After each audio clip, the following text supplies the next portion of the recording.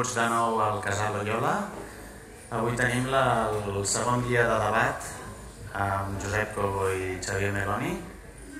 I, com sabeu, aquest debat està organitzat conjuntament amb Cristianisme i Justícia.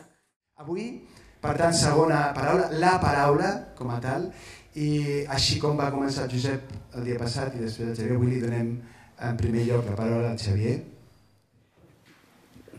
Tinc costum de començar fent silenci, encara que avui és la paraula, però com l'altre dia va fer el silenci, fer un moment de silenci, que és una manera de disposar-se, d'obrir-se, i això és el que fem un parell de minuts de silenci.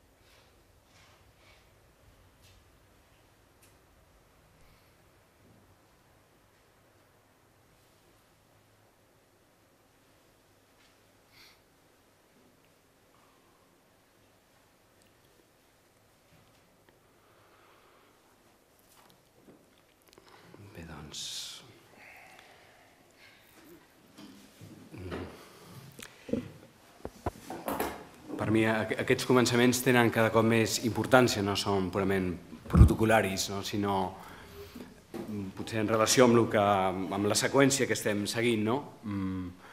Jo almenys quan em silencio permeto que la paraula que neixi sigui menys sorollosa o tingui més qualitat o més obertura, i des d'aquí a mi m'agradaria sempre poder parlar.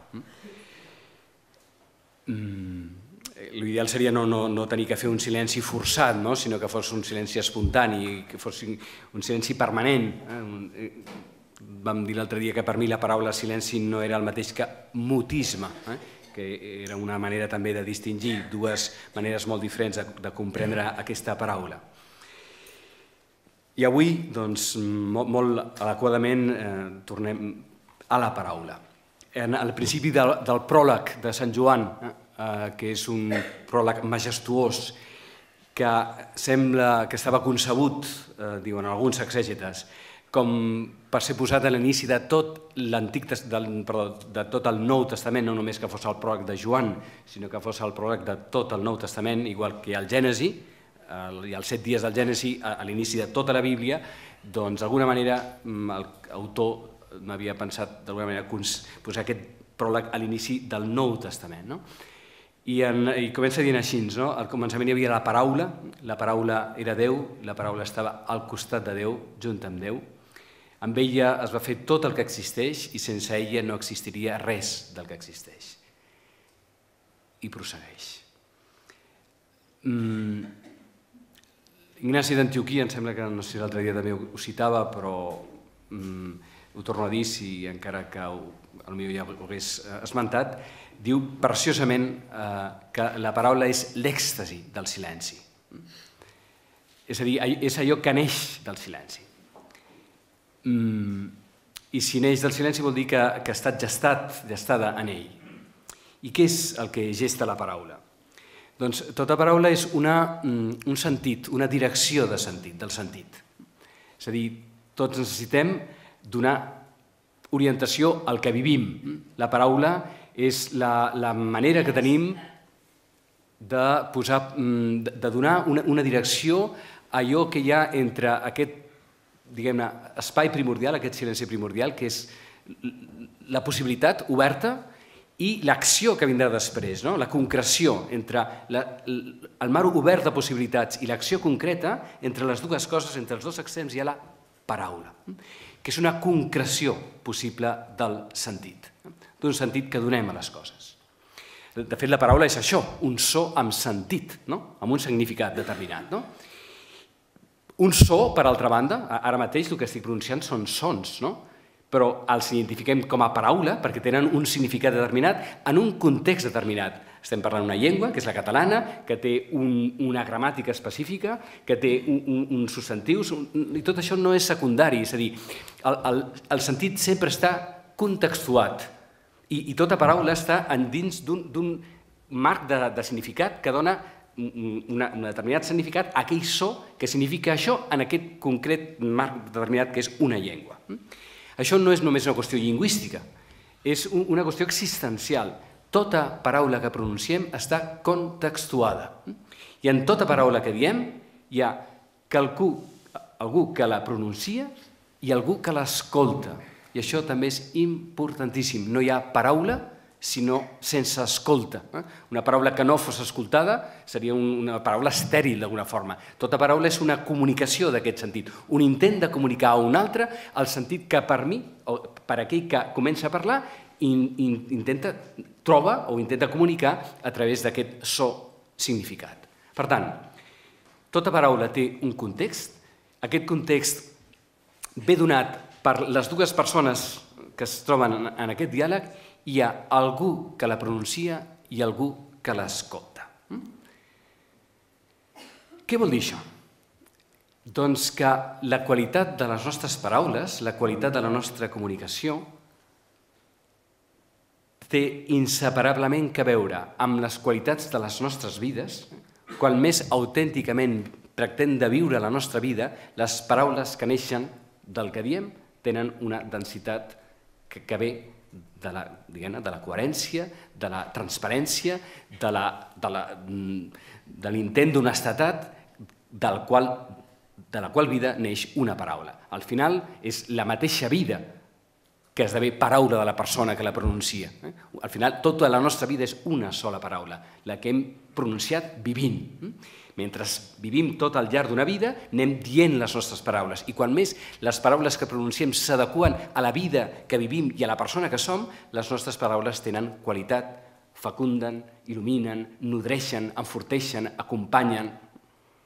D'una banda, la paraula que és pronunciada. I sempre, d'alguna manera, som responsables de les paraules que pronunciem, perquè estan inseparablement vinculades a allò que tractem de viure i que les nostres paraules, d'una banda, tota paraula és una anticipació del que voldríem viure i al mateix temps tota paraula és un record d'allò que hem viscut. En tot el que diem, d'alguna manera anticipem a allò que estem anunciant i d'altra banda en tot el que diem parlem d'allò que hem viscut.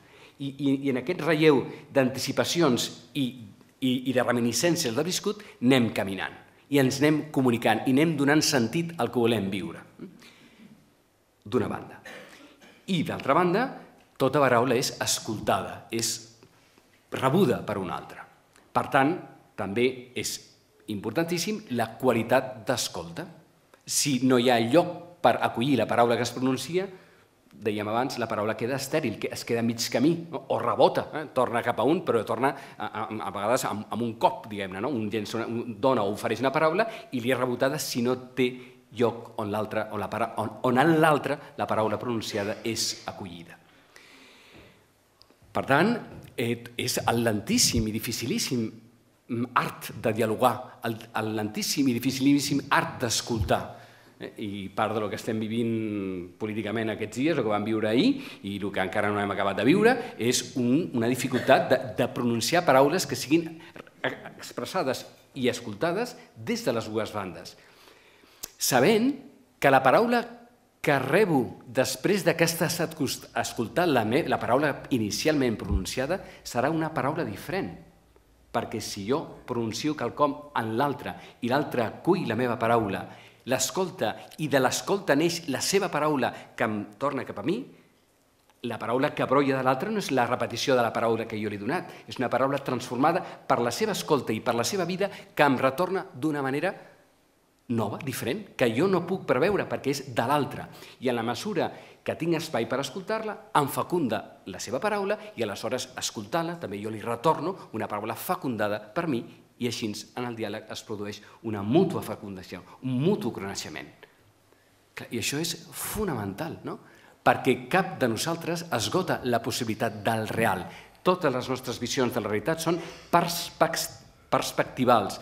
Per tant, vol dir que necessitem la paraula de l'altre per enriquir la comprensió de la realitat que està feta no només de la suma, sinó de la comunió dels diferents angles que estan convivint en aquell moment o compartint o en la mateixa aventura de viure o en la mateixa responsabilitat d'una família o d'un país o d'una empresa o d'una comunitat o del que sigui.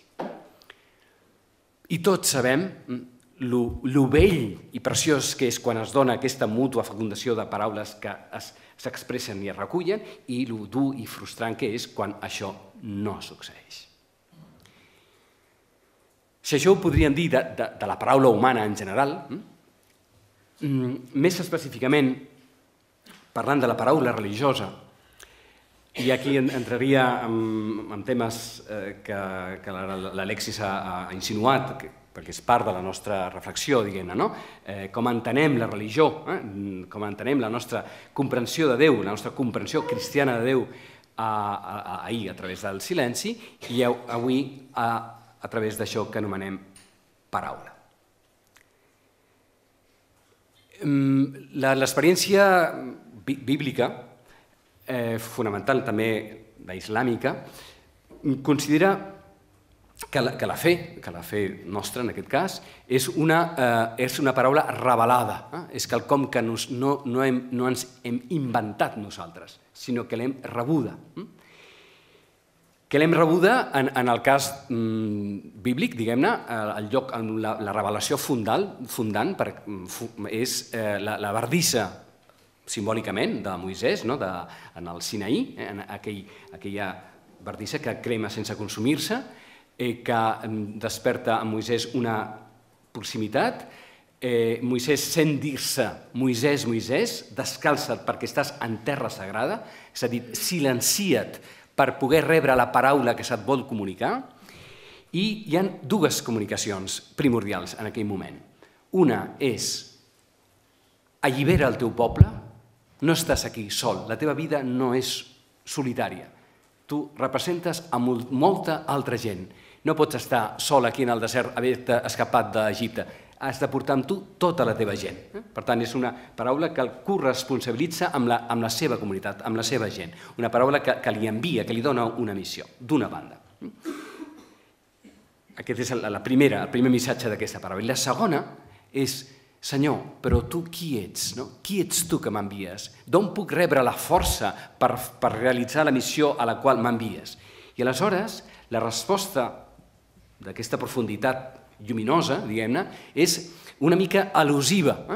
És la famosa paraula Yahvé, que és un nom que és un no-nom. Que vol dir, jo soc el que soc, o sembla que millor traduït és jo soc el qui seré. És a dir, jo no soc un substantiu, jo no soc una paraula, un nom, paraula de Déu, que es pugui reduir a un concepte ni a un so que una vegada ja el tens, ja m'has capturat, diguem-ne, no? Que jo soc un dinamisme, el dinamisme de l'ésser, que no s'esgota en cap paraula i que al mateix temps conté totes les paraules i que en la mesura que tu cada cop més siguis, més també jo seré per tu. Jo soc el que seré. Quan més tu siguis, jo podré revelar-me perquè la teva capacitat d'acollir la paraula i l'ésser que ve de mi creixerà en la mesura que tu creixis. Aquesta és, d'alguna manera, la resposta que li és dita, d'alguna manera, a Moisès en el Sinaí. Tot això, en nosaltres, en el cristianisme, es concreta en la persona de Jesús. La paraula inefable, la paraula que no pot ser dita, esdevé rostre. Paraula, rostre, en Jesús és el mateix. La paraula ha esdevingut un ésser humà i aquest ésser humà que és Jesús de Natzaret és el que la seva vida és la seva paraula. I les seves paraules són manifestacions de la paraula que ell és. I per això les seves paraules tenen la força que tenen perquè emanen del seu centre unificat, tant d'ell, que és una persona unificada, com de la font que en ell es manifesta, que és el Pare, la unió que hi ha entre Jesús i el Pare. D'aquesta paraula primordial feta rostre i feta vida, neix el que nosaltres anomenem el cristianisme, que és la referència a aquesta persona de Jesús que en la seva manera de viure i de morir i de parlar ens vertebra el sentit màxim que com humans podem anhelar i podem desitjar. Ara bé, durant aproximadament uns 4 segles, la primera comunitat cristiana intenta formular amb paraules, que són el que anomenem dogmes, els dogmes de la fe, al llarg de 4 segles, intenta dir què és el misteri que s'ha manifestat en Jesús. I utilitzen 2 llenguatges disponibles, perquè dèiem que tota paraula té un context, que és el llenguatge en el que neix, que és tant un context lingüístic com sobretot un context cosmovisional. Tota paraula neix en un marc de sentit que és el que li dona l'anclatge amb la realitat. I el marc lingüístic cosmovisional de la comunitat primera cristiana és jueu, d'una banda, i grec, per una altra. Els dogmes que nosaltres en el credo dels diumenges pronunciem estan fets d'un marc jueu i d'un marc grec. I això polit amb molta finor. La paraula, el dogma, el podem entendre des de la part més dura, que és com un concepte, una fórmula blindada, i com a dogma, la paraula dogma avui ens desagrada perquè sembla tancada una cosa que és impossible de ser tancada, però si en tenim per dogma direcció, senyal, profunditat, aleshores els podem acollir amb tota la celebració del cor i de la ment perquè van ser elaborats al llarg, com dic, de 4 segles amb persones de molta pregària que donaven la seva vida per afinar al màxim el que es volia dir. I diguem-ne que el moment culmen de l'expressió, de la comprensió cristiana del que és Jesús és a Calcedònia en el 451. Gràcies. Bé, o sigui, 4 segles i mig. Gràcies. Hi ha Nicea abans i Calcedònia que ho poleix. Gràcies. Bé, però què passa aleshores? Perquè aquí és un tema... Ara tenen una cosa delicada. D'una banda, que bé que puguem heredar les paraules, que bé que cada vegada que conversem no tinguem que inventar el vocabulari perquè disposem d'unes paraules que estan al nostre abast i de fet, quan més riquesa tenim al nostre vocabulari, més paraules tenim a la nostra memòria, millor podem afinar el que volem dir. I una persona amb un ric vocabulari pot dir les coses amb més precisió si adequa bé el que vol dir a les paraules disponibles que té per dir el que vol dir. Si això passa amb el fet de parlar, doncs també passa religiosament. Si tenim un acervo, un llegat religiós que ha destil·lat unes paraules significatives per dir el misteri de Déu, és natural que ens servim d'ell. I això és el que, òbviament, fem, i això és la riquesa de la tradició. Això està perfecte. Però té un perill, que és que la força original d'aquella vivència que es va plasmar en aquelles paraules i que en aquell moment van tenir sentit i van ser les adequades, 1.500 anys després, o en un altre context geogràfic o un altre context existencial, les paraules tinguin mandra. El perill de les paraules és que siguin mandroses, tinguin pereza. Les paraules tenen el perill de ser mandroses, perquè com en elles està recollit allò que contenen, que és l'esforç d'altres que han arribat a la paraula, el que és un punt d'arribada per uns pot ser per altres que agafen aquelles paraules però sense haver fet el recorregut que els hi portava a dir aquella paraula. I aleshores quin perill tenim?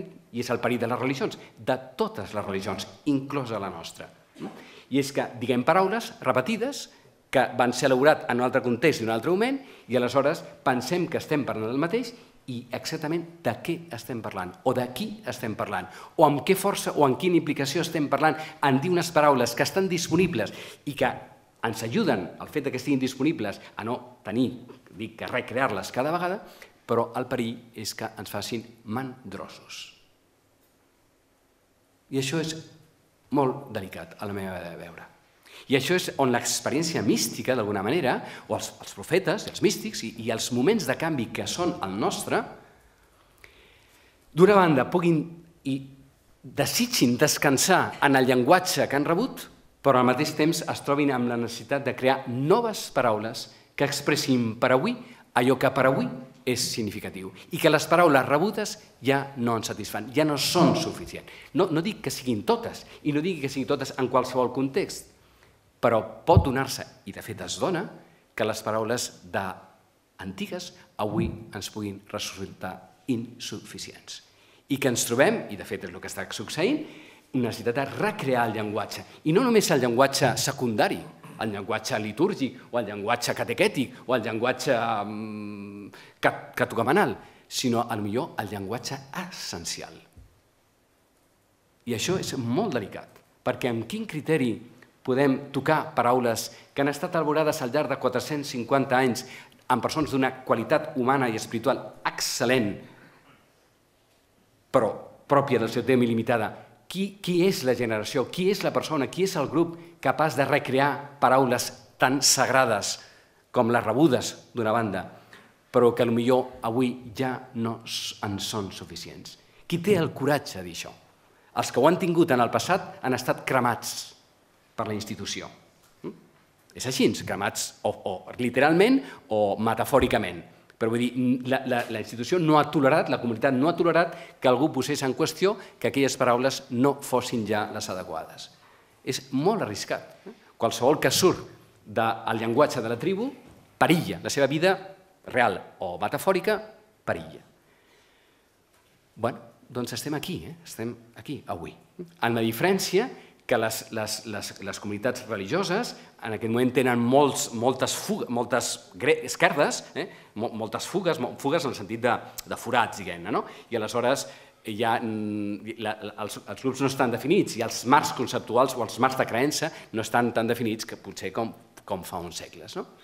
Però això crea a la comunitat cristiana una certa incomoditat, a uns incomoditat, a altres un susto terrible i a altres, potser, una joia i una esperança i una força també impressionant perquè ens dona la possibilitat de recrear sense tocar el nucli originari, el foc originari, al contrari, per poder entrar més a dintre del foc originari i deixar que neixin paraules o formulacions noves. Qui posa el límit d'això? Aleshores, la institució, lògicament, i ho ha de fer perquè és la seva funció, posar un límit, perquè qui pot tocar això, no? En nom de què? Bé, doncs en el passat hi ha un criteri teològic de referència, que és el que se'n diu la recepció. Allò que és rebut per la majoria, allò que és rebut per la comunitat, és com el census ecclesial, hi ha com prou gent per dir ens reconeixem aquí i caminem. L'únic que avui en dia som tants, hi ha tantes cronologies diferents, hi ha tantes situacions diferents, que mantenir la comunió de paraules noves amb paraules antigues, tot això no és gens fàcil. Dic, l'instint de la institució i ha de ser així, és preservar allò que ha sigut, allò que ha donat una identitat sempre. I l'instint dels exploradors és dir, no n'hi ha prou, ja no ens satisfà, no n'hi ha prou. Quin és el marge de comunió o quin és el marge de ruptura?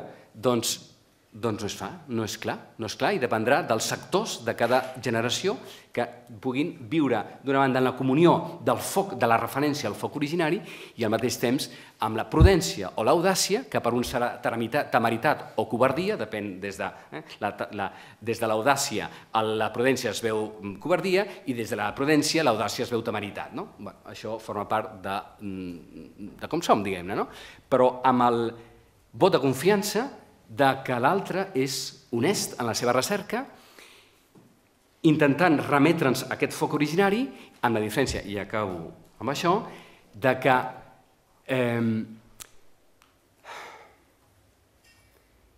i si la bardissa que cremava en les faldes del Sinaí fos la mateixa que crema en els Himalaies o en les selves de l'Amazones o en la taiga de la Sibèria o en les pires de l'Europa precristiana o preromana.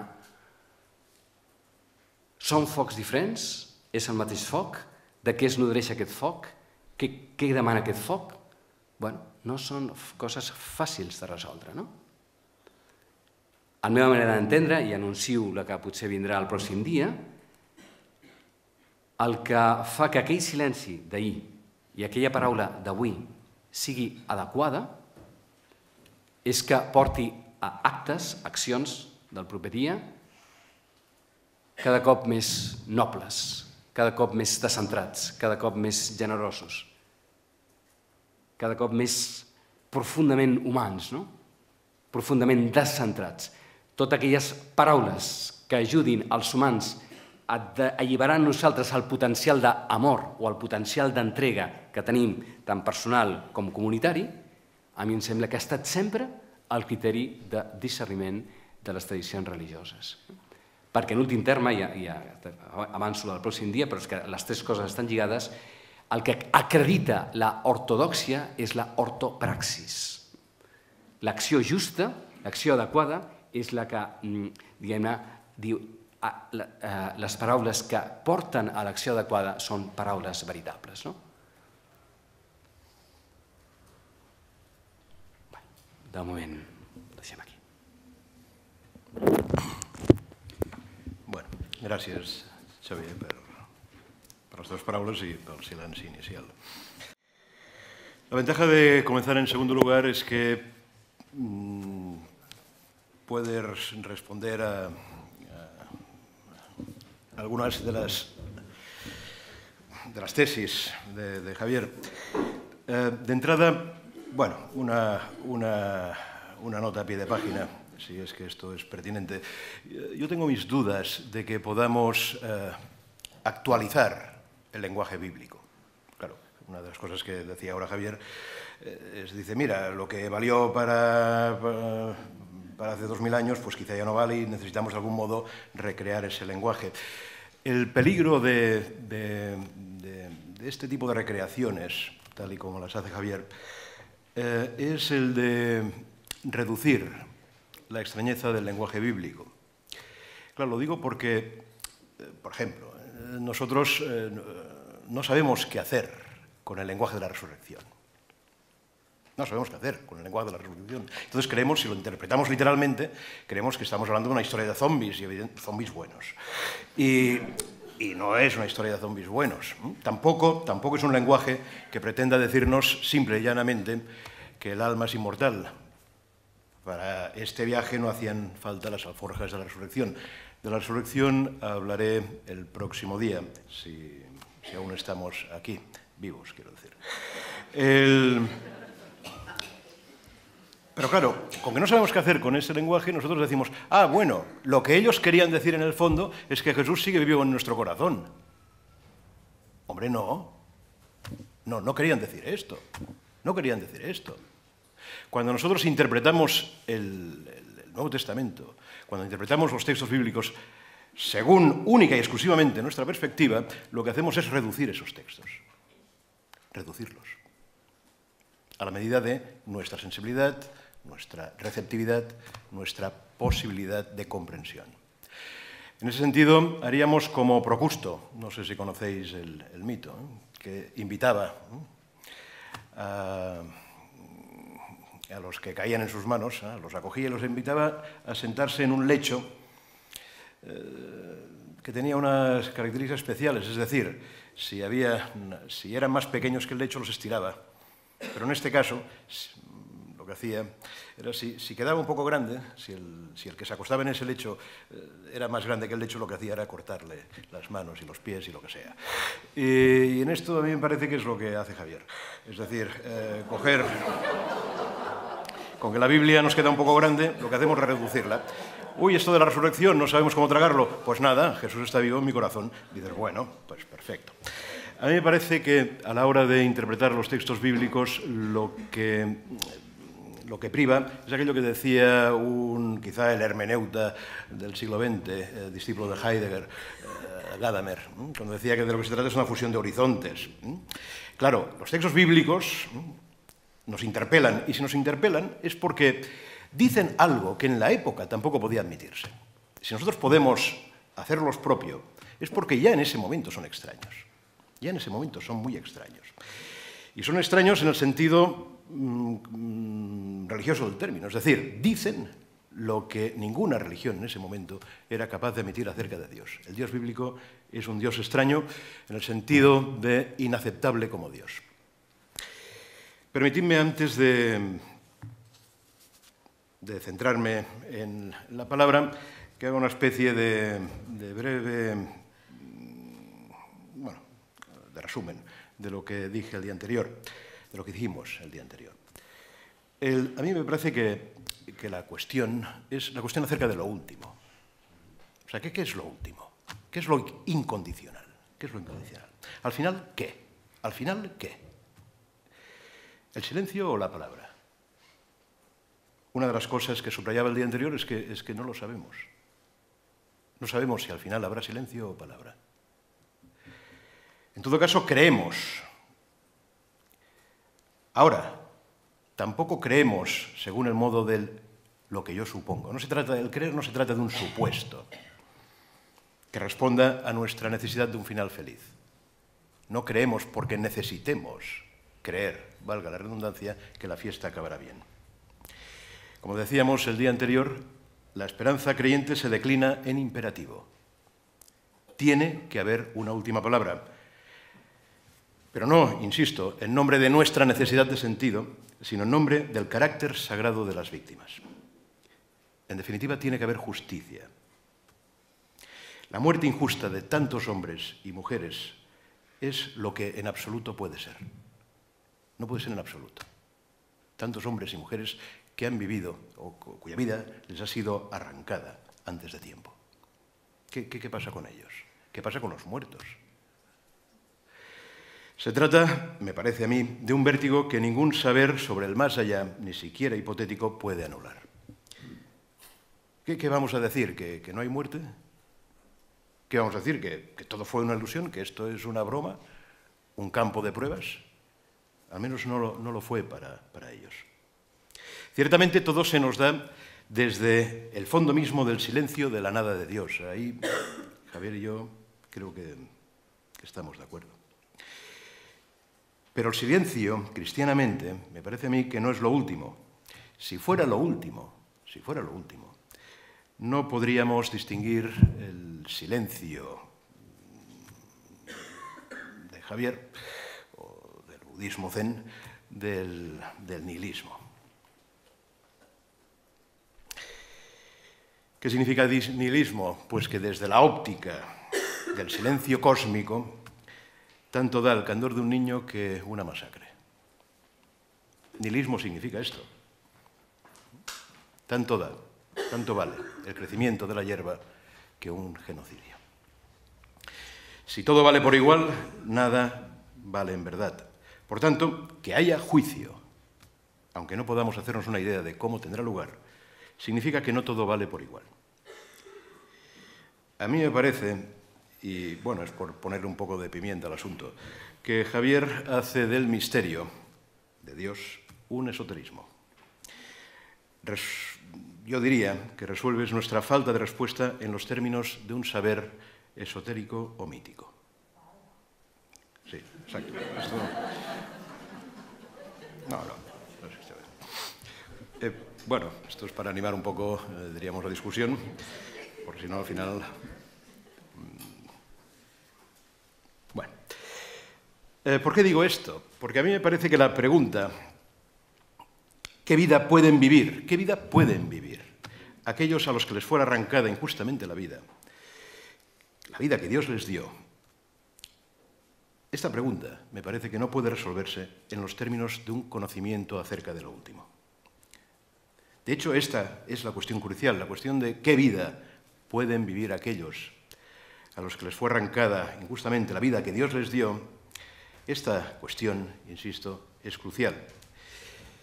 Y por tanto, o Dios responde o no tiene nada que ver con nosotros, aunque exista.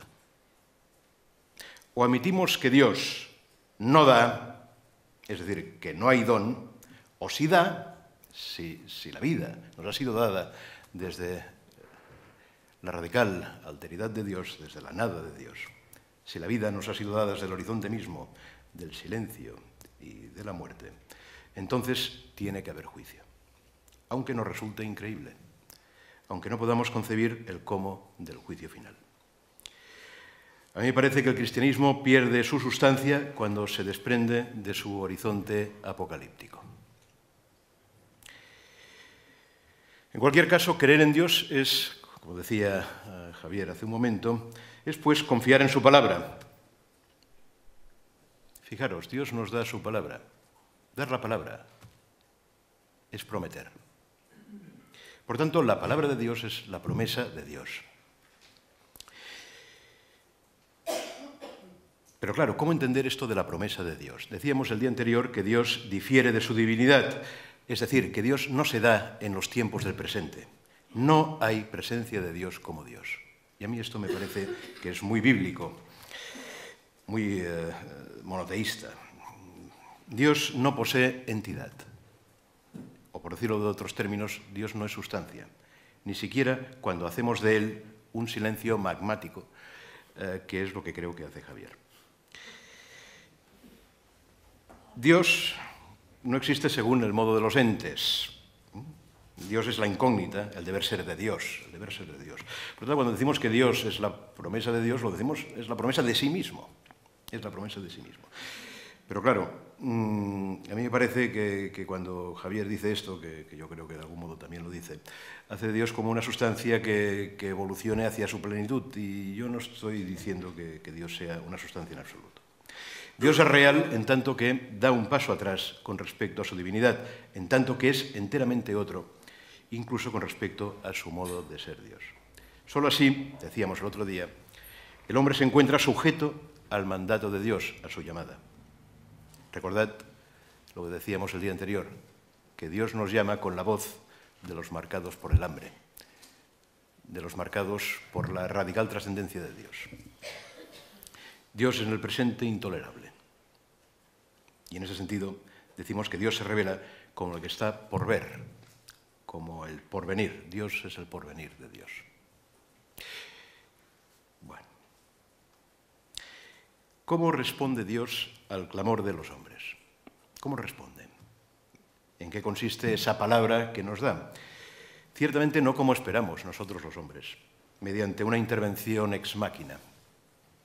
Ex machina, os recuerdo, es esa expresión que utilizamos para referirnos a los dioses de las tragedias de Eurípides, que intervenían al final de las tragedias, desde las máquinas, desde de la escena, descendían y con un golpe de varita mágica solucionaban tot plegat. La respuesta es la palabra, pero claro, esto es lo desconcertante, que es la palabra de Dios. Esto es un crucificado en nombre de Dios. Esto es ciertamente lo inaceptable para quien sepa qué significa la palabra Dios. Y ahora se me ha clavado la cuña en el estómago.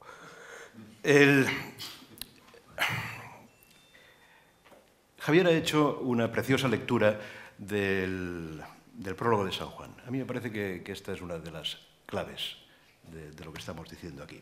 Claro, ¿de qué estamos hablando? ¿De qué estamos hablando? Al principio era la palabra estaba junto a Dios y la palabra era Dios. Caray, qué cosa más extraña. Claro, cuando Juan escribe esto, los cristianos ya sabían cómo había acabado Jesús de Nazaret. ¿De qué estamos hablando? ¿De Jesús como semidios? ¿Estamos hablando de Jesús como una especie de ente mítico que existe al lado de Dios como podían existir los hijos de los dioses? No estamos hablando tanto de Jesús como de Dios, me parece a mí. O sea, no estamos hablando de Jesús como de Dios.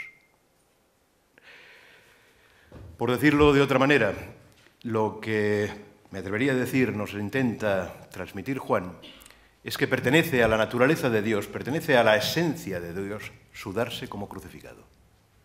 No tenemos por un lado a Dios y luego, por otro lado, a Jesús como ejemplo de Dios. Pertenece a la naturaleza misma de Dios su entrega como crucificado, y esto desde el origen de los tiempos. Desde el origen de los tiempos.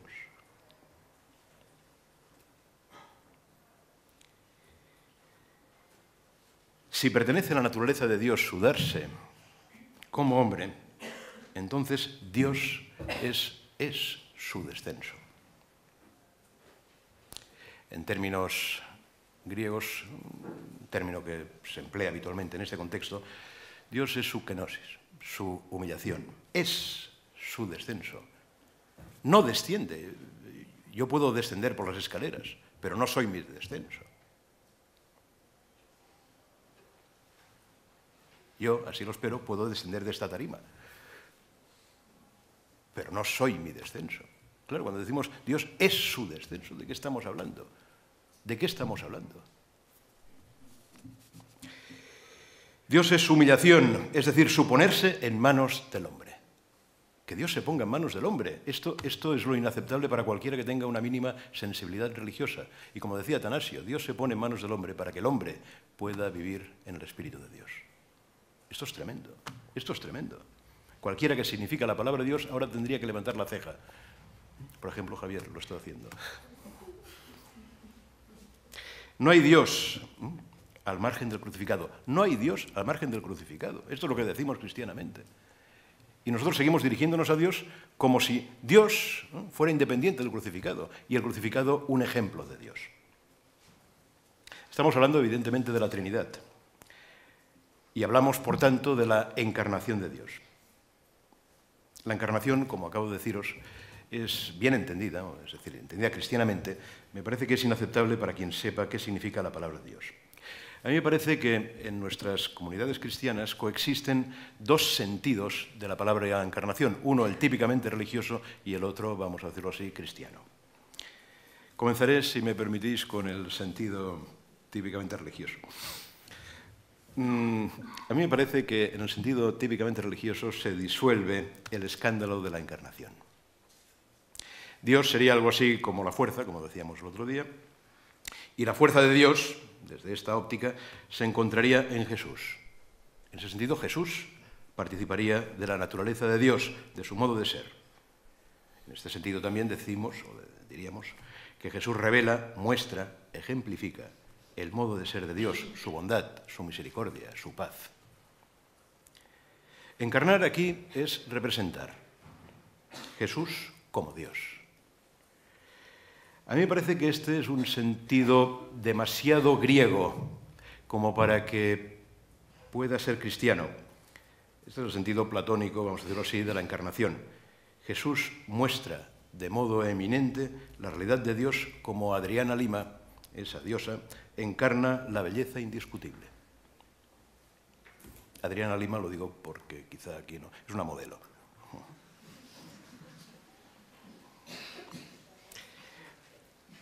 Lo podéis mirar por internet, me entenderéis enseguida a qué me estoy refiriendo. Claro, dice, bueno, del mismo modo que esta chica, esta mujer encarna la belleza indiscutible, podríamos decir que Jesús de Nazaret encarna la bondad de Dios. Y puesto que somos cristianos, diremos, bueno, la bondad de Dios de modo eminente, ¿eh? No, nadie como Él ha encarnado la bondad de Dios. Bueno, a mí esto me parece jugar en falso. Yo creo que aquí Javier tiene razón cuando dice que el problema, bueno, no lo ha dicho hoy, pero lo he escuchado en otras ocasiones, y si te he entendido mal me corriges ahora enseguida, que el problema es el carácter unigénito de Jesús de Nazaret.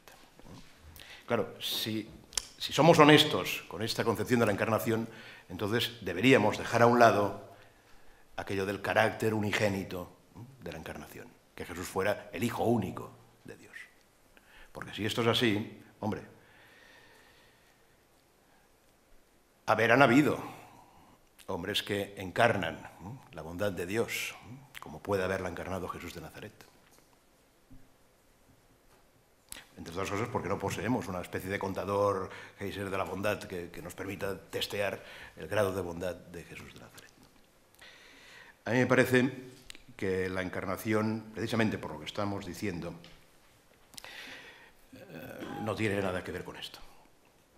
Si fuera esto, entonces hemos de darle la razón no solamente a Javier, sino a John Hicks, Roger Haidt y todos estos que defienden que Jesús es símbolo de Dios, entre otros. Entre otros. Vale. A mí me parece que la encarnación entendida a la manera cristiana tiene algo de inaceptable para aquellos que sepan qué significa inicialmente la palabra Dios. Vamos a desplazarnos a la época. ¿Qué era un Dios en esa época? Permitidme que os ponga una imagen, la del niño que cría gusanos. Todos hemos, bueno, no lo sé, pero nosotros de pequeños hemos criado, ahora no sé si se da esta práctica, criar gusanos de seda. Bueno, yo lo recuerdo, bueno, que veníamos del cole, ¿no?, con una cajita llena de gusanos y que los alimentábamos. Claro, nosotros, ¿qué somos para esos gusanos? Dios. Les damos de comer. Claro, en la cajita, ahí les vamos poniendo hojas de morera. Hasta que viene papá y dice, ¿qué hacen estos apestosos gusanos en tu habitación? Claro, de entrada los gusanos creen que Dios es bueno, que cuida de nosotros, que nos da morera. Pero viene papá y dice, no quiero que tu habitación huela a gusano. Tira los gusanos por la borda, tíralos al jardín o al váter, sencillamente. Y entonces el diluvio. Claro, esos gusanos que confiaban en la bondad de Dios, en la misericordia de Dios, de repente se ven rodeados pues, de agua y de heces, depende si se ha tirado antes la cadena o no. Claro, eso es un Dios. Eso es un Dios. Estamos en manos de Dios. Estamos en manos de Dios. Claro, nota a pie de página. Si los judíos estaban convencidos de la misericordia de Dios, no es porque se imaginasen un fantasma bueno a la manera del papá de Heidi, o era el abuelo. Claro, ahí está el tema.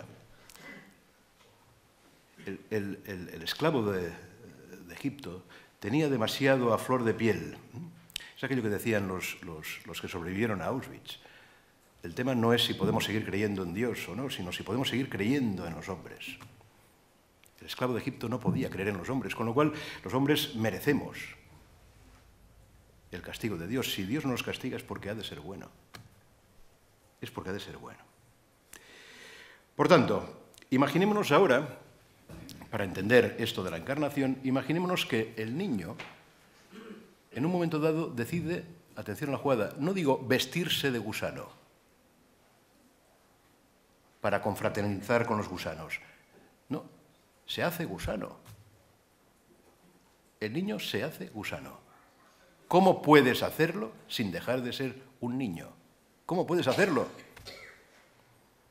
Porque evidentemente lo que no declara la confesión cristiana es que Dios se vistiera de hombre. Jesús no es un Dios paseándose por la tierra, como podría serlo Zeus en un momento dado. No se viste de hombre, se hace hombre. ¿Pero qué significa? Y esto, atención a la jugada, desde el origen de los tiempos.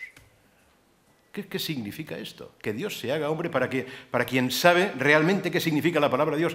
Esto apunta directamente al significado religioso de la palabra Dios. Es algo así como gómados en la línea de flotación del barco de la religión.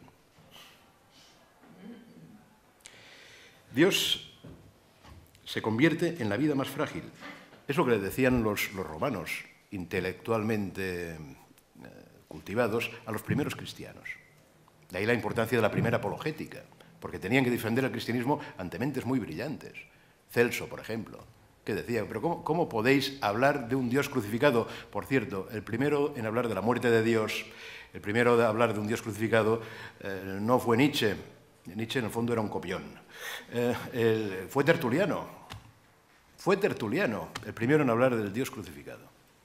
Claro, Tertuliano, uno de los padres de la Iglesia. Luego se hizo espiritual y, bueno, ahí perdió pie. Pero No, sí, un montanista. Pero bueno, dejando esto a un lado, claro, los romanos, los griegos decían, ¿cómo podéis creer en un crucificado? Dios no puede colgar de una cruz. Dios no puede colgar de una cruz. Y de ahí también que muchos de los primeros cristianos dijeran, no, en verdad, solo colgaba el cuerpo con el que se revistió la divinidad, etc. Bueno, todo esto fue tildado de herejía. La encarnación, decíamos, supone una quiebra del sentido religioso de la palabra Dios. Dios se convierte en la vida más frágil, Dios en manos del hombre. No decimos tanto que Jesús es Dios, sino que decimos que Dios es Jesús. Jesús encarna el perdón de Dios porque no se limita a ofrecerlo, sino que lo realiza. Atención a la jugada, sin Dios mediante. Recordad lo que comentábamos el otro día con respecto a Getsemaní. El silencio de Dios que escucha Jesús en Getsemaní es, ¿cómo os lo diría?, la encarnación para que nosotros podamos reconocer al Señor en esa cruz. Estar, por tanto, lo que decimos cristianamente es que estar ante Dios es lo mismo que estar ante el crucificado. El sí o el no de nuestra existencia se decide ante Él. Otra cosa si nos lo tomamos en serio, pero esto es sencillamente verdad. Hay, por tanto, juicio, pero desde el perdón. Recordad que Jesús muere perdonando. El sí va por delante. Dios, pues no sé. Pero hablemos de los hombres sujetos, sometidos al Altísimo. Hay un dicho talmúdico que me parece muy apropiado para resumir de algún modo lo que estoy diciendo. Dice Dios al creyente, si crees en mí, soy. Si no crees en mí, no soy. Dios, por tanto, no es sustancia. En nombre de Dios decimos que Dios no es el tema, en nombre de Dios. El tema es el otro, pero precisamente en nombre, en lugar de Dios. A mí me parece que para comprender el significado de las grandes declaraciones cristianas hay que tener presente las historias que hay detrás. Y si me permitís, acabaré con un par de historias y así quizá me explico mejor. Decíamos, ¿cómo responde Dios? Pues con un crucificado en nombre de Dios. Ciertamente está la resurrección. De la resurrección hablaremos el próximo día para darle un poco de emoción al asunto. Hay resurrección, pero no es como nos la imaginamos. Creo. La primera historia es la de María, la Virgen, la Madre de Dios. Bueno, a ver, ¿qué leemos en el Evangelio de Lucas? María, una joven de Palestina. Cuando hablamos de joven de Palestina, hablamos de una niña, una chica de 14, 16 años, como mucho. No nos imaginemos una joven nuestras de 20 y pico, 30. 12, 13, 14 años. Bueno, se le aparece el ángel del Señor y le anuncia, pues esto, que tendrá un hijo. En la antigüedad, los mitos de la antigüedad están repletos, entre comillas, de concepciones virginales. Hércules nace de una concepción parecida. La madre de Anfitrión, la esposa de Anfitrión, concibe a Hércules después de una noche loca con Zeus. Estamos hablando de lo mismo. Hombre, lo que hace el cristianismo, como decía Javier antes, es coger el lenguaje disponible. Y esto es ciertamente un lenguaje disponible. Claro, con que nosotros ya estamos lejos de la historia que dio pie a este lenguaje, tendemos a coger el lenguaje, que intenta dar cuenta del significado de la historia que hay detrás, tendemos a coger el lenguaje y a interpretarlo literalmente. ¿Qué decimos? Mira, una joven estaba ahí en la habitación y se le aparece un ángel y le dice esto. A ver, imaginaos que estáis en la habitación con 12 o 14 años, 12, 13, 14, 16 años, y se os aparece un ángel y os dice, oye, que vais a concebir de Dios. Y tú dices, de acuerdo. Bueno, a ver, vamos a intentar ser un poco serios. Una chica de 14, 13, 14, 15, 16 años en esa época, con un hijo en el vientre, no era simplemente ¿cómo os lo diría? Una chica que ha tenido un desliz. Estamos hablando de la sociedad judía de la época. Las chicas no van a la discoteca. No salen con su novio a ver qué pasa, para conocernos mejor. No, esto no funciona así. No funciona así. Son las familias las que casan a sus chicas. Bueno, esto os puede resultar familiar, hasta hace poco era así aquí en esta tierra. Bueno, por tanto, estamos hablando probablemente de un hijo ilegítimo. Probablemente estamos hablando de un hijo ilegítimo. Solo se podían tener hijos ilegítimos de dos maneras, o bien porque eras una prostituta, o bien porque había sido forzada. Probablemente por los romanos. Probablemente por los romanos. Pensad que los romanos no eran catequistas. Eran brutales, brutales. Tenían algo así como derecho de pernadas sobre las mujeres de los pueblos conquistados, sobre todo si eran chicas que iban por ahí sueltas, pobres, chicas pobres. ¿Qué debió hacer María? Amarlo como si fuera hijo suyo. Esto es tremendo. Esto es tremendo. Probablemente José la acogió, probablemente. Un hombre mayor, viudo, dicen. Esto me parece tremendo. Claro, cuando el hijo crezca tendrá el rostro de aquel que te forzó. Jesús creció en el amor de Dios, evidentemente. El mal no alcanzó lo intacto de esa mujer. No alcanzó lo intacto de esa mujer. No lo alcanzó. Amar al hijo del enemigo, esto es el milagro. Ese es el milagro. Por tanto, ¿cómo expresar esto? Pensad que la Biblia se escribe para gente que no sabe ni leer ni escribir. Por tanto, las imágenes han de ser muy impactantes. La hija de un pueblo de Palestina fue capaz, en nombre de Dios, de amar a ese hijo. El mal, decíamos, no alcanza su bondad. Ella permanece intacta, virgen. Otra historia. Esta la leí hace nada, 2 días, a propósito de ese libro que estoy leyendo sobre los 10 años del genocidio de Ruanda. El otro día creo que os leí un párrafo, si no recuerdo mal. Tenemos un padre Tutsi, médico, en plena matanza de los Hutus. Bueno, los Hutus entran en el poblado y el padre coge a la hija y dice: escóndete detrás de esos árboles. Habían muerto su madre, el resto de sus hijos, quedaban el padre y la hija. Escóndete detrás de esos árboles. Vienen los tutsis, lo atan a un poste y comienzan a despellejarlo. Entonces la niña, que debía tener unos 4 años, si no recuerdo mal, 3, 4 años, sale corriendo de los árboles. Papá, papá. ¿Qué hacen los hutus? Cogen una bayoneta, la ensartan, la clavan y le plantan a la hija delante del padre. La hija muere agonizando, ahí delante de él. Bueno, si todo al fin y al cabo es silencio, esto es una última palabra, como sabe cualquiera que haya podido tener hijos. La niña está muerta, pero ese hombre también. ¿Qué hizo ese hombre? Y a mí me parece que esta es la historia, ¿no?, de una resurrección. ¿Qué hizo ese hombre? No sé si lo sabéis, cuando los hutus, ¿no?, cuando los hutus llegaron al poder, hubo una reacción por parte de los tutsis que obligó a los hutus a retirarse. Después del primer genocidio hubo algo así como una segunda matanza, esta vez protagonizada por los tutsis sobre los hutus.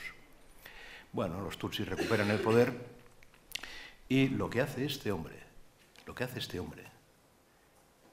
ya sin su hija, es montar algo así como unos orfanatos para acoger, sobre todo, a los hijos de los hutus que habían quedado huérfanos. Bueno, si a alguien le parece que esto es fácil, pues quizá no me he explicado bien.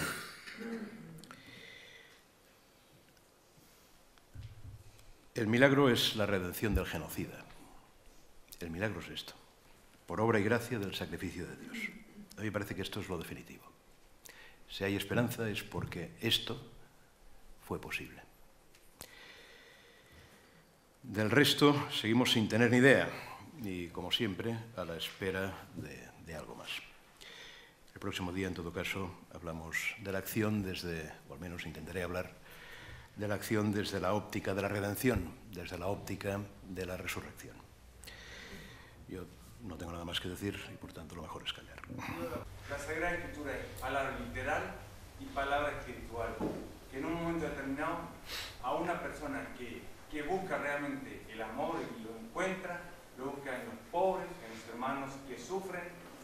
La hermana la Beata Teresa de Calcuta acogía a esos prójimos que nadie en la sociedad india, y estaba moribundo, le daba amor. Y eso es amor, eso es Dios. Dios es amor. Quien tiene amor en el corazón conoce a Dios, vive. La vida, Dios y vida son una sola cosa. Donde hay vida hay amor. Solo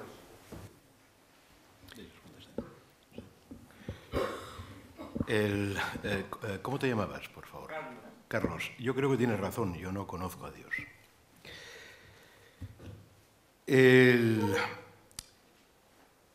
Pero ya que has citado a Teresa de Calcuta,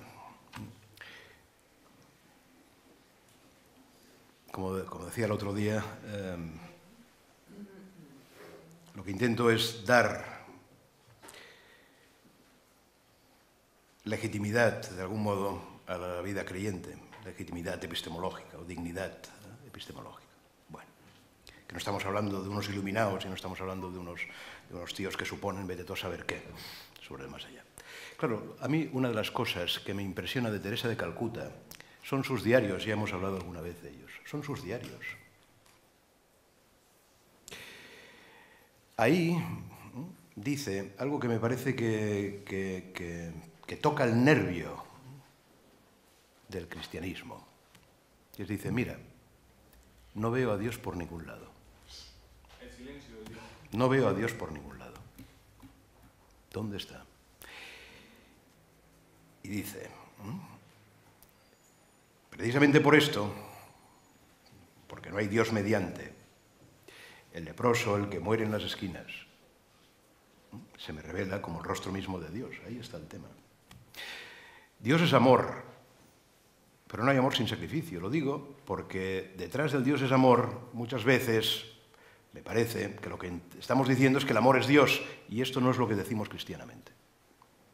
Si Dios es amor, Dios, vamos a decirlo así, se sacrifica por el hombre, para que el hombre pueda vivir la vida de Dios. Y a mí esto me parece muy serio, como para atreverme a decir que conozco a Dios. Solo concluyo con esto. Jesús y San Ignacio, fundador de la compañía, dijeron: he venido a traer fuego sobre la tierra y desearía que estuviera ardiendo. El amor arde y es expansivo.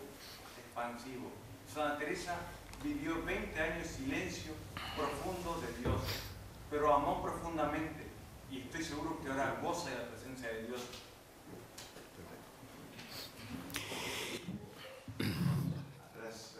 No. A ver,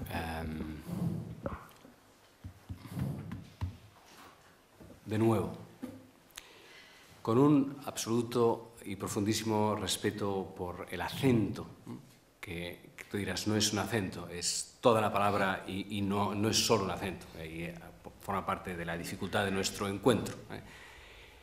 Pero lo que quiero decir es, respetando absolutamente la perspectiva que das respecto de un ámbito de la realidad que sin duda es el mal, la capacidad destructiva que tenemos los unos contra los otros de hacernos daño y daños brutales, como el que has mencionado, y muchos otros que desgraciadamente se han dado sobre la tierra y se seguirán dando.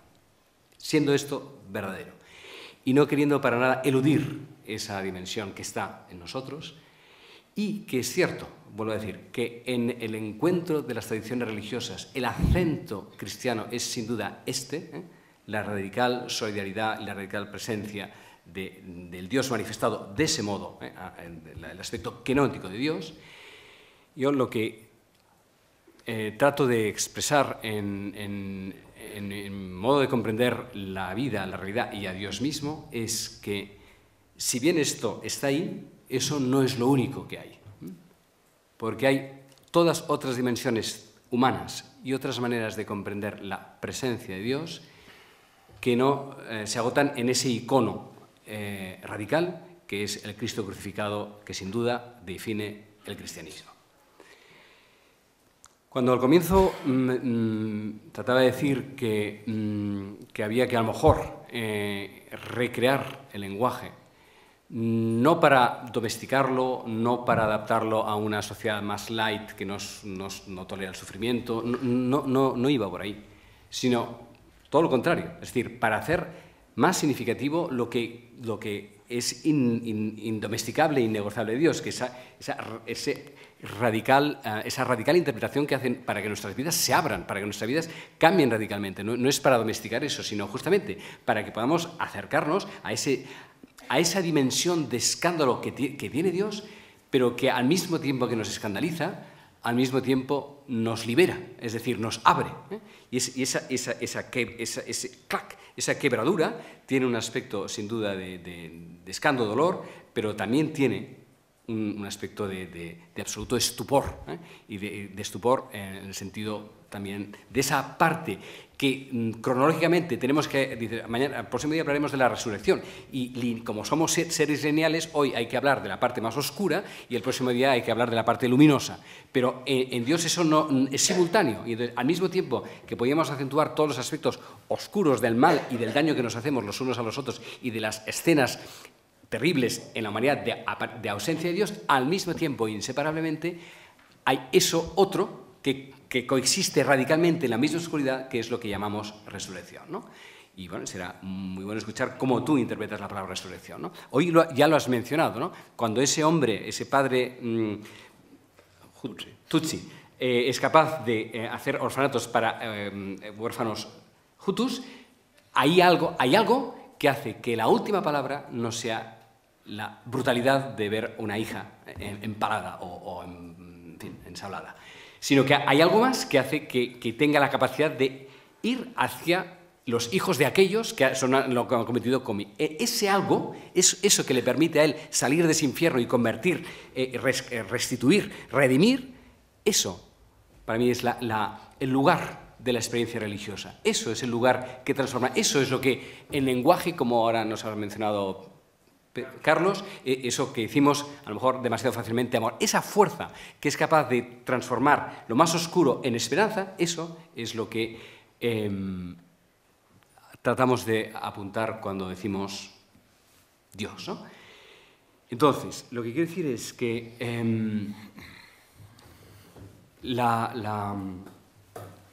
podemos remitirnos a los textos sagrados del pasado que hablan de relatos innegociables, que nos escandalizan. Y como has dicho muy bien, si seguimos creyendo en eso, es porque en aquel tiempo ya nos escandalizaron. Yo no estoy diciendo para nada rebajar el lenguaje de la experiencia de Dios, el lenguaje religioso. Lo que estoy diciendo es que la experiencia religiosa no se agota en esos textos. Eso es lo que quiero decir. Que no es solo palabra de Dios lo que quedó zanjado en el siglo, cuando se hicieron cánones de las escrituras judías por un lado y cristianas por otro, ¿no? Porque, y aquí es donde, a ver si soy capaz de recoger lo que has dicho, que me parece una de las cosas más esenciales desde el punto de vista de reflexión teológica, ¿no? Que no es que Dios descienda, sino que Dios es descenso, ¿no? O sea, ese vaciamiento de Dios por amor, ¿no? que es lo que posibilita su identificación con el niño que se hace gusano, no solamente se viste de gusano, sino que se hace gusano, ese hacerse gusano del niño, que es la fuerza del amor, eso es lo que a donde apuntan todas las tradiciones religiosas y que cada una expresa a su modo.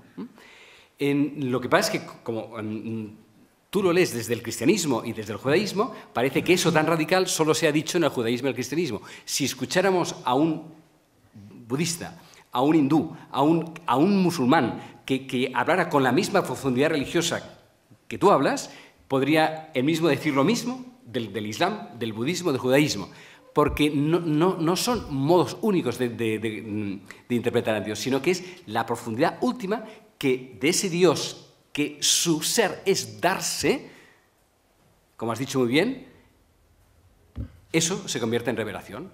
Esa es ahí a donde vamos. O sea, yo la única religión que promuevo, si puedo decirlo así, es esa. O sea, no una religión que atonta, una religión que elude, una religión que se va en absoluto. Una religión que nos ayude a hacer de nuestra vida donación, porque la misma realidad, ella misma es donación.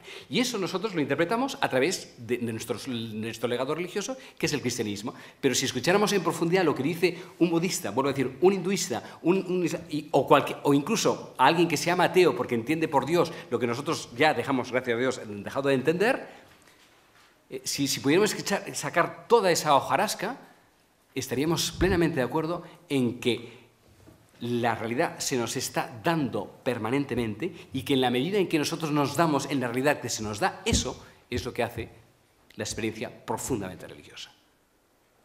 Esa es mi profesión de fe. Y esa profesión de fe, que yo creo que es transversal a todas las religiones, es lo que yo creo que hoy podemos descodificar de los lenguajes particulares, en el que cada tradición pone un acento, y el acento cristiano sin duda está puesto en el aspecto kenótico, pero rescatando y respetando, porque eso es la clave de todas las otras de la más profunda experiencia religiosa, podemos reconocerlo. Entonces ya no estamos luchando entre la religión verdadera, sino de lo que tratamos es de cada vez que nuestra experiencia y nuestra interpretación de la experiencia humana y de la experiencia religiosa sea cada vez más auténtica. Y esa autentificación de la experiencia religiosa se hace desde el cristianismo, desde el islam, desde el budismo, hasta a lo mejor que algunos consideran que las tradiciones religiosas que tenemos hasta ahora tienen un lenguaje tan cargado de cosas que hay que interpretar que a lo mejor hay que empezar de cero y empezar desde ahí, desde ese lugar radical que es la kenosis. No para domesticar las religiones, no para rebajarlas, sino para ir a lo fundamental, a aquello que nos une, aquello del que podemos empezar una y otra vez todos, que es hacer de nuestra vida entrega, porque la vida se nos está entregando continuamente, y eso es Dios. Y entonces las palabras religiosas son los textos son textos religiosos. La palabra de Dios que leemos en los domingos en misa se supone que nos ayudan a hacer esa experiencia. La liturgia, los sacramentos que tenemos se suponen que nos ayudan a llegar a ese lugar de pura desnudez, de pura abertura, de pura entrega, que al mismo tiempo que nos llena, en el acto mismo de vaciarnos, nos plenifica. Y en el acto mismo de plenificarnos, nos vacía. Y eso es el amor. No es más que modos de decir amor. Reconociendo que el acento cristiano es la pregunta por el otro.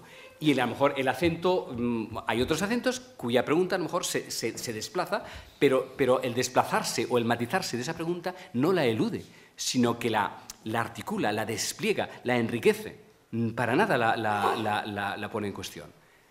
Yo es como entiendo tu interpelación, que, vuelvo a decir, para mí no invalida para nada lo que trato de comprender, pero me recuerda una y otra vez algo que si olvidara eso, todo lo demás sería falso. Pero que recordando eso, lo incluye.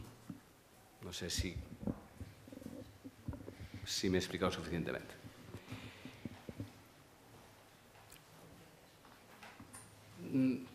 Bueno, preguntas.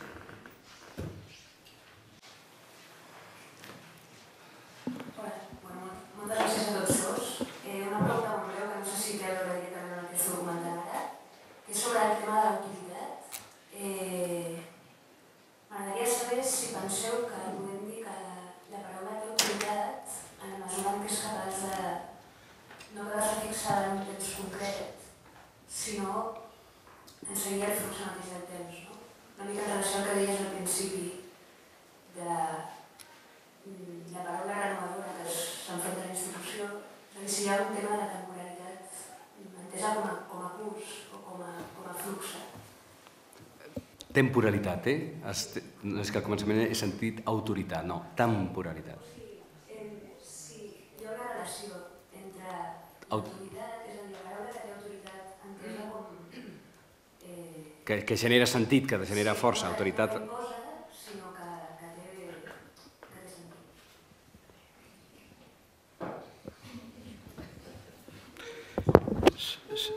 Bueno, breument, abans que el Xavier tingui l'última paraula.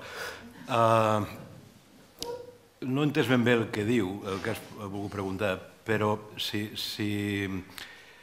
fa referència a l'autoritat, a veure, cristianament, crec, ¿quién tiene autoridad?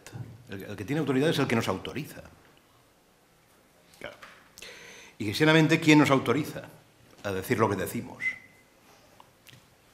Yo me atrevería a decir que los pobres. Yo me atrevería a decir esto. Es decir,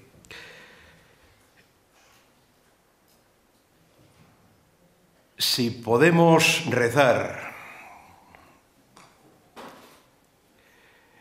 en los hornos crematorios de Auschwitz, es porque las víctimas lo hicieron. Una de las cosas que suelo decir es que en misa, en las Eucaristías, no deberíamos decir otra cosa que aquello que los pobres puedan decir ahí y escucharnos, de algún modo.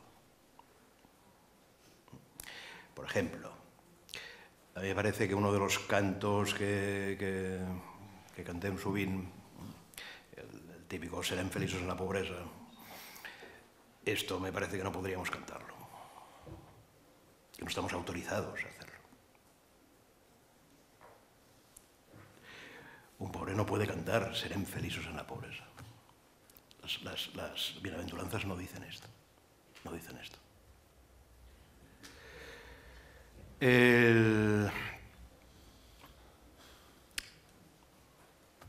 Por esto. Sí. Yo creo que la palabra pobre incluye demasiadas cosas. Porque hay el pobre empobrecido por la injusticia, por los demás, para lo que efectivamente la pobreza es una mutilación de su ser, y evidentemente de la mutilación difícilmente puede emerger un cántico.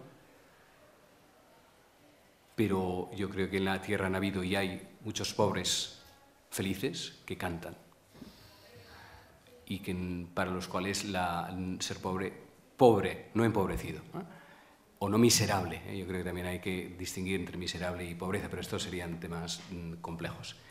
Francisco de Asís elige ser pobre y de su pobreza emergen los cánticos más bellos, ¿no?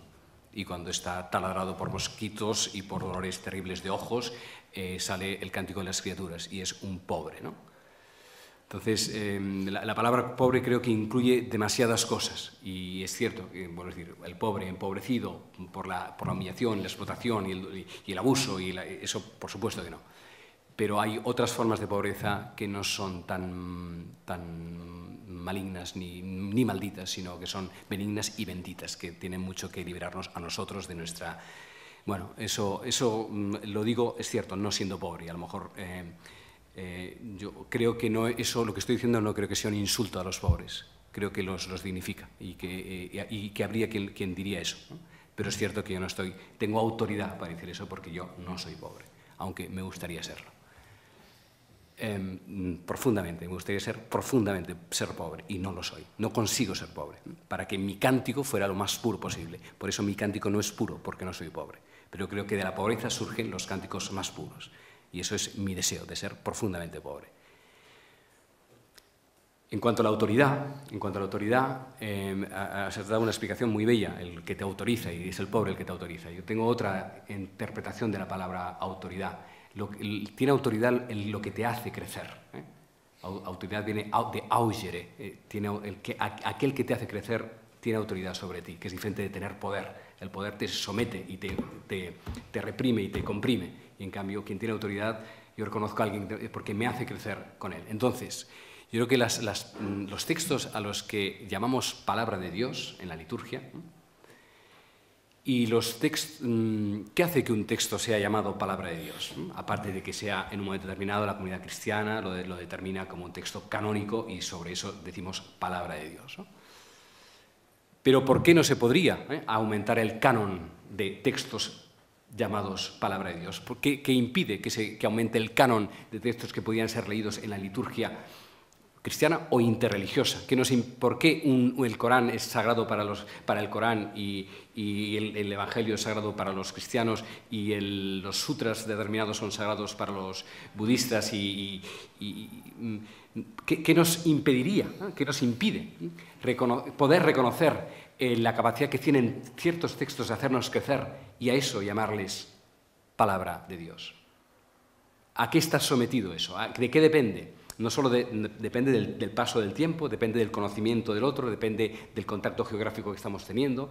Yo creo que sí, que los textos pueden cambiar y crecer, pero no para disminuirlos, no para rebajarlos, para nada, sino para aumentarlos. O sea, para tener más registro, para tener más fuerza, para que podamos ser vaciados de nosotros y ¿por qué no podemos hoy compartir el gran legado de sabiduría de la humanidad y llamarle a eso por palabra de Dios? Y por palabra de Dios entiendo todo aquello que nos hace más verdaderos en la entrega de nuestras vidas, no en la autocomplacencia, por supuesto. Y siempre estamos necesitados de ser interpelados para que no nos engañemos fácilmente con textos que simplemente nos autocomplacen. Y es cierto, los textos bíblicos no tienen nada de autocomplacientes, ¿no? Son verdaderos, van a la médula, ¿no? Bueno, de eso tratamos, pero no son los únicos los textos cristianos, los textos judíos que van a la médula. Hay otros textos en la humanidad que también tienen esa fuerza de ser verdaderos, ¿no? ¿Por qué nos impediría a esos textos también llamarles palabra de Dios, ¿no? Yo creo que eso puede darse y eso todavía cada tradición religiosa le cuesta aceptar que sea también palabra de Dios el que no es un texto de su tradición. Pero bueno, ahí estamos, en ese tránsito en que, que unos y otros se sitúan de diferentes maneras. Bueno, ahí estamos.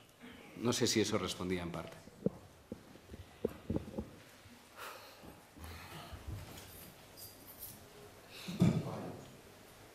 Avui ho deixem, que queden tantíssimes coses. De seguida tampoc ens ho tenen tot, No. Gràcies, moltes gràcies per...